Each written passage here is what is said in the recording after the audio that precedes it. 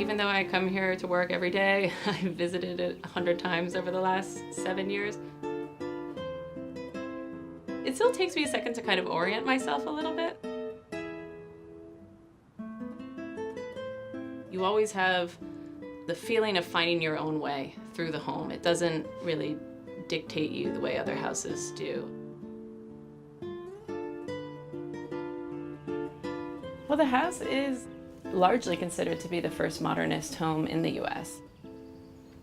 Schindler moved to Los Angeles from Austria with the express purpose and dream of working for Frank Lloyd Wright.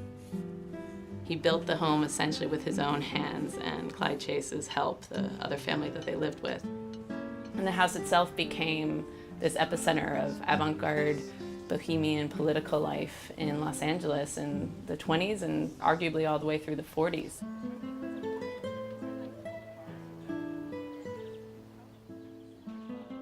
What I love about seeing how artists and architects respond to the Schindler House is that this space has a personality. It has a curatorial perspective. It is like collaborating with another person. I always like the serendipity of miscommunication.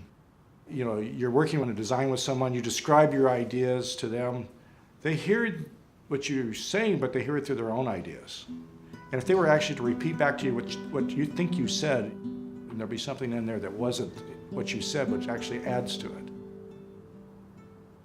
You could say art and architecture are part of a continuum, okay? And engineering is in support of all of that.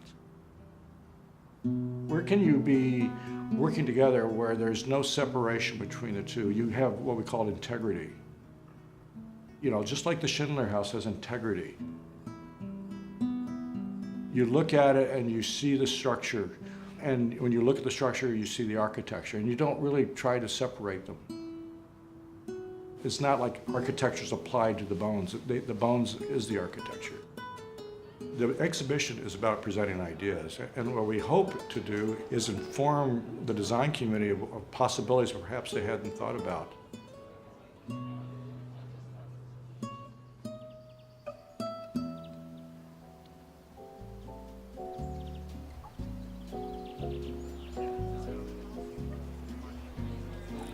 I will admit that when we started talking about this show, I was a bit afraid of the extent and ambition of the show.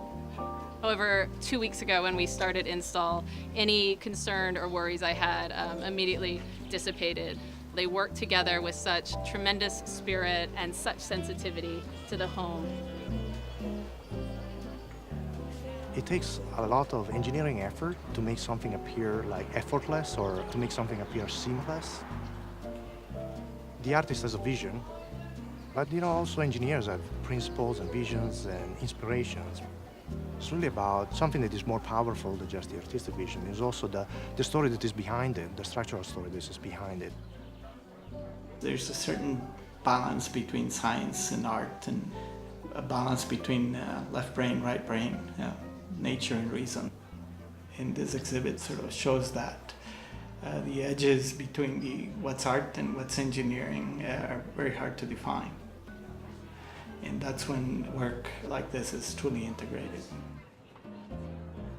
There's a philosophy that I have is that if you draw it with your own hand, you understand it. Drawing it by hand and seeing it with your eyes, you know it, understand it, it will fit together. It will hopefully be beautiful. I draw madly all the time. The thing that makes the engineering discipline unique is those that have this appreciation for creating and building these things that other people can experience.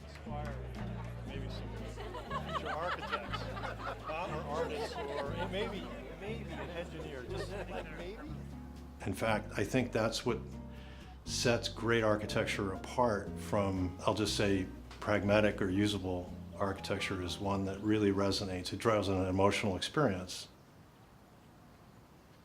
I've always felt like part of the value of art and architecture is to just enjoy something, just look at something beautiful, something that makes you just think a little bit about something besides yourself.